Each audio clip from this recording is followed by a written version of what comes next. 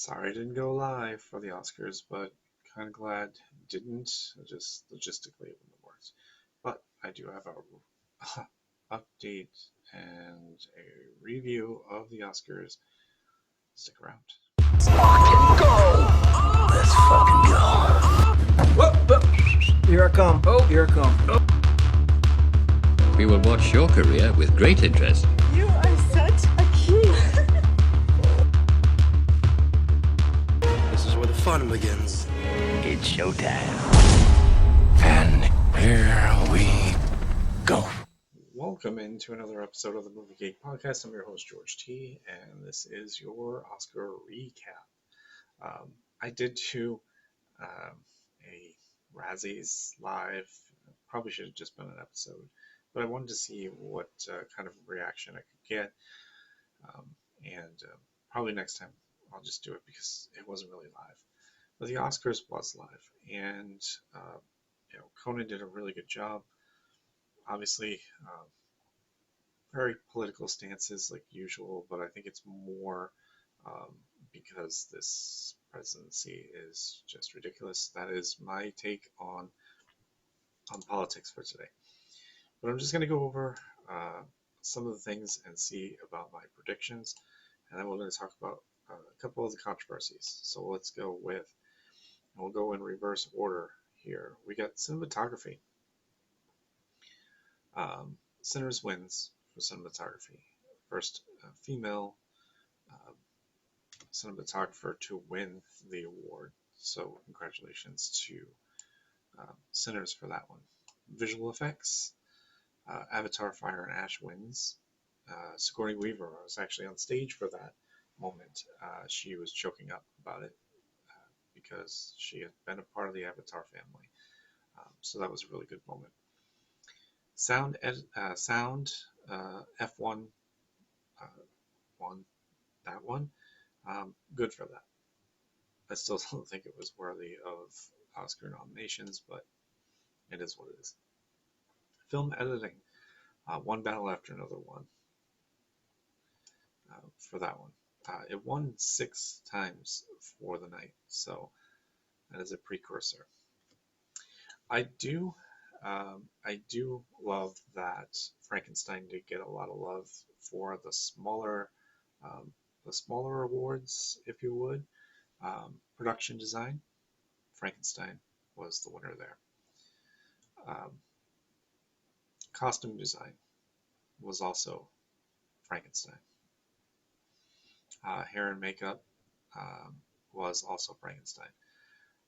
So basically, again, they won a lot of the technical awards for just the visuals. And again, I really do think that this movie was a really, really good film, and probably should have gotten a little bit more love during the award season. But we all know that it was a two-dog race between One Battle After Another and Sinners. It really was.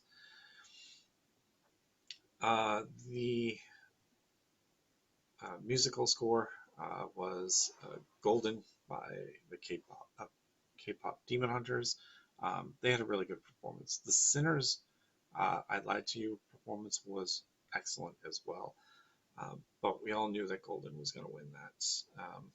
And again, it wasn't something that I wanted to bet on because, again, all of those categories that I just mentioned are pretty much subjective. Like, I could have easily said, because I was a Sinners guy, I Lied to You was. But we all know K-pop Demon Hunters really hit the summer season, with a bludgeoning head hammer, and that's the crazy part about it. All right, so let's get into animated feature film. K-pop Demon Hunter had won everything, and rightfully so. Because of the nominees, K-pop Demon Hunter was the only one that seemed logical at the time. And yes, I got through it. And it's not my choice of music, and again, I don't really have a choice of music, so there was that. The musical score category, Sinners wins for that one. And then we get into live action short film and animated short film. So we'll go to animated short film first. The clear cut number one, the betting favorite was Butterfly. My choice was going to be Forever Green. I know Austin and I watched all these animated shorts, and he really liked that one. The winner was The Girl Who Cried Pearls. This was a little creepy. It is stop motion animation, but the characters are very, very creepy, and that was crazy. But not as crazy as what happened in the live action short film. We got 2 winners. Yeah, that's right, there was a tie. It has only ever happened 7 times in Oscar history. The last time it happened was 2013, when Zero Dark 30 and Skyfall won for Best Sound Editing. The category doesn't even exist anymore. It's a fun fact. But also, the last time it happened in the live action short category, 1994. So there you go. But my my prediction was 2 people earning saliva, exchanging saliva. That did win, and also the singers. Those two were betting odds were very, very even, and obviously it played out that way. The one problem this also category had was they asked the first group to come up, and it was the singers. So they got to go up on stage and give their speech, and they brought up 2 people exchanging saliva. One person talked, and then as soon as the next person was going to, they dropped the lights and they were retracting the microphone in a wild and crazy scene as they played the music to go to break. It was crazy. There was a lot of technical gaffes in this production of the Oscars. You would think that production value, would have been fine, but unfortunately it was not in this case. All right, let's stick with documentaries now. Documentary feature film and documentary short film. The winner of the documentary short film was All the Empty Rooms. Again, there isn't one bad choice in this. My choice was Armed Only with a Camera. Sad to see it not win, but All the Empty Rooms was pretty good as well. Then you come to the documentary feature film, and boy, do we had an upset there. The clear-cut favorite and my choice was The Perfect Neighbor on Netflix. What a crazy documentary. But Mr. Nobody against Putin wins. It was a shocker. My friend and I, Judy, text each other through the whole thing. And if I was going live, I wanted to try to see her if she would come on, but I know she said she wouldn't. And we were kind of in shock because Perfect Neighbor was by far, I thought, the best of those 5. And again, they were all good. Obviously, they were nominated, so they were all good. But yes, that was a big shock. Let's get to another shock. Casting. Sinners had been winning the casting awards until One Battle After Another finished them off here at the Oscars. Again, One Battle After Another was okay. It just wasn't great. I still don't think it's the greatest film. I still don't think it's number 1. I'm going to continue to say that the whole way. Them writing original screenplay. Ryan Coogler and Sinners finally get some love there. Congrats to them. Meanwhile, on the adapted screenplay, One Battle After Another. So again, it's been a 2-horse race the entire way.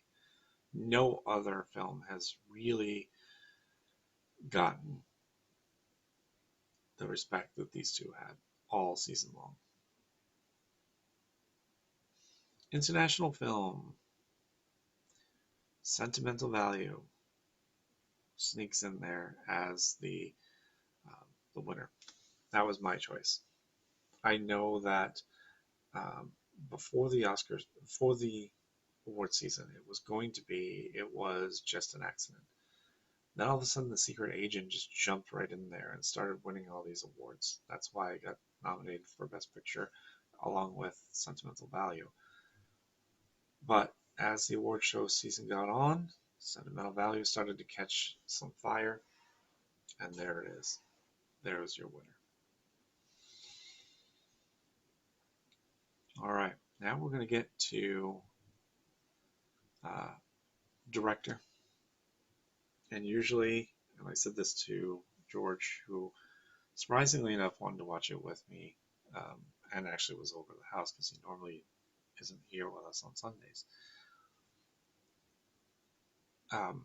Paul Thomas Anderson for One Battle After Another, which is usually the precursor to Best Picture, which I was hoping this was kind of being a consolation prize, because I really was hoping that Sinners was going to win. I know I've already spoiled it, but whatever. I'm going to move on. Actor in a supporting role.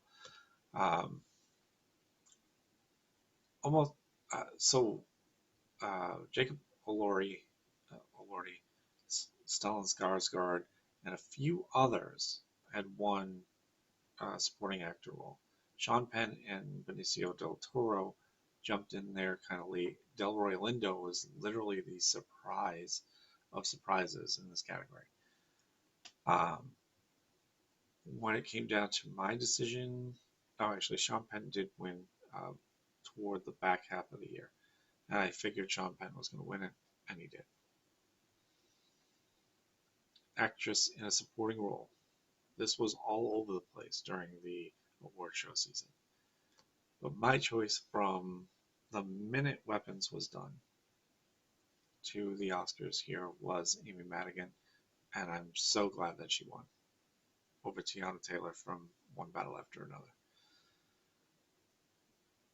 So, all right, actress in a leading role, we had Jessie Buckley. She literally cleaned house throughout the award show season. My sentimental choice was Rose Byrne for If I Had Legs, I'd Kick You. What a performance she had. And I know it was hard to beat Hamnet. The Academy has this thing for these kind of period pieces, but Rose Byrne's performance was awesome. And If I Had Legs, I would kick you. So I was really hoping for it, but Jessie Buckley, again, first Irish-born winner of the award. All right, actor in a leading role. This was wild. And wild, I mean, the category itself, you had Wagner Moura, who had won a Golden Globe for it. You also had Timothée Chalamet, who at the beginning of the award show season was winning all of the acting awards. Michael B. Jordan started to get love toward the back half of the award show season. So, as the betting favorite, Timothée Chalamet, it was increasingly getting smaller and smaller. I had watched it a month ago, where it was definitely Timothée Chalamet, and then it was everybody else. As Michael B. Jordan started to get love toward the end, he started to creep up. But interestingly enough, right before the Oscars, we had the controversy with Timothée Chalamet talking about, he said something derogatory about the ballet community and so on, and that obviously rubbed people the wrong way. So his arrogance, I think, beat it out. Now, I don't remember the timing of them. I know what the timing was of the voting. And I said to my friend Judy, I said, I know he made those comments and he was getting a lot of backstage heat for it, um, basically calling out, you know, some of his working actors that he worked alongside for working in plays and musicals. Probably not the best idea going into the Oscars. But interestingly enough, even after all that, Timothée Chalamet was still a slight favorite. But Leonardo DiCaprio was the second favorite, and Michael B. Jordan was number 3.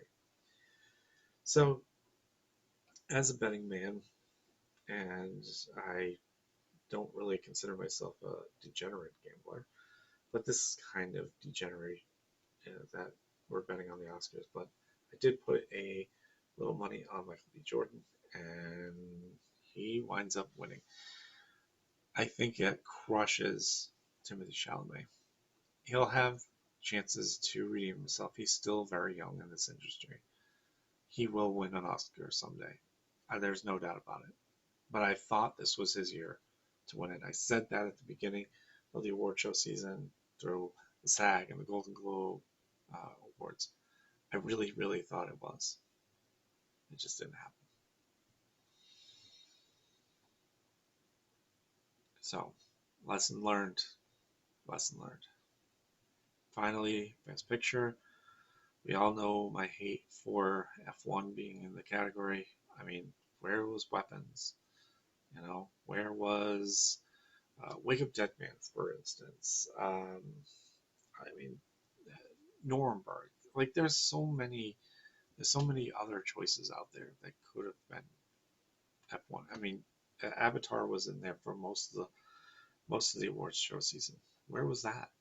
Wicked was in there at one point, but when they came down to the Oscars, they both got shut out of that award. They put F1 in there. But again, the two-horse race between One Battle After Another and Sinners came down to One Battle After Another. My friend Judy texted me right away. She ribbed me for it. We've been friends now for 45 years. So I'll let her slide on this one. I'll let her slide. All right. So obviously a lot of snubs, a lot of surprises, technical gaffes. I mean, just a pity that it really had to come down to that, and people kept noticing. However, some of the big stuff was again around the in memoriam portion of the show. It started off with a beautifully long speech by Billy Crystal for Rob Reiner and his wife. Then they started to roll through. Then they got to Robert Redford. And in a cringy fashion, they brought out Barbra Streisand, who took a little time going through all of her love for Robert and everything else. Before that, it was Diane Lane, being talked about by Rich McCown. So at the end, there was a lot of people missing off of that list. I noticed a few, but the internet doesn't miss. So there was a group that was on the In Memoriam website on the Oscars page, but was not listed on the broadcast. They were George Wendt from Cheers, Julian Michael McMahon from he played Doctor Doom in Fantastic Four, and he was also in Talk. James Ransone Danielle Spencer, Loretta Swit, and Damon Wilson. Other people were not so lucky, and a few of these people were very recent. But James Van Der Beek getting left off, Eric Dane,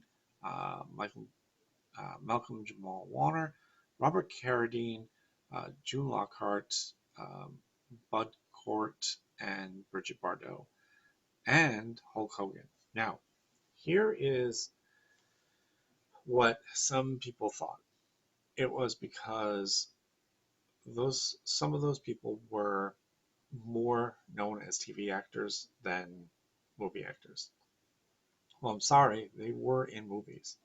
They should have been on that list. They should maybe even have been on the website list.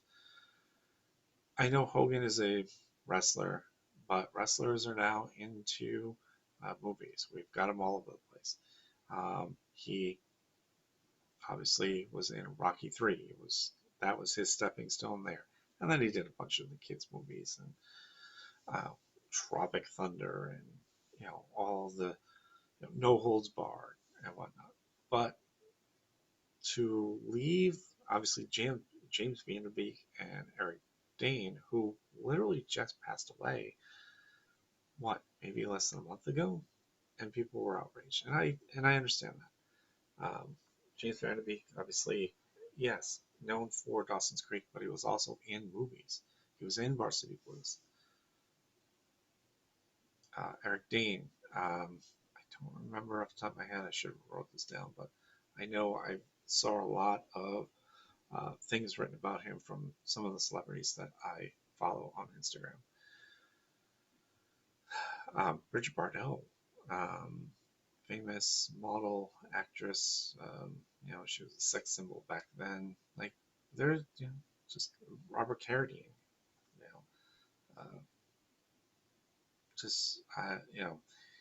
And again, there's a lot of people that die every year. And I know it's hard for them to kind of squeeze them all in. It makes it a very longer show. But maybe they should look at it a little bit differently. And, because again, we've had these controversies the last 3 years. Where's this one? Where's that one? Why isn't this one on there? People got a lot of good points there.